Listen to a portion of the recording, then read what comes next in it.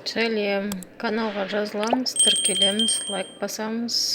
Келе жатқан жаңа жылда осылай жылы үйде жақсылап қарсы алуға тілектеспін. Тамақ жасаңыздар, дәмді тамақтарды жасаңыздар, ыдыс жуыңыздар, кино көріңіздер, бірақ сайлатпаңыздар.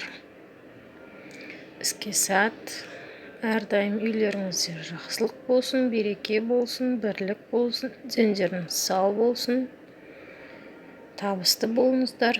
2023 жыл тек жақсылығымен келсін деген ниетпен осындай қысқаша видео түсіріп тоқтауды шештім. Ыдыстарға мән бермеңіздер.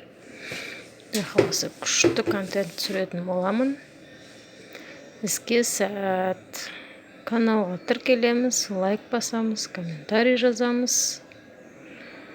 2023 жылды сіздер ойдағыдай жақсы қарсы алыңыздар. Іске сәт.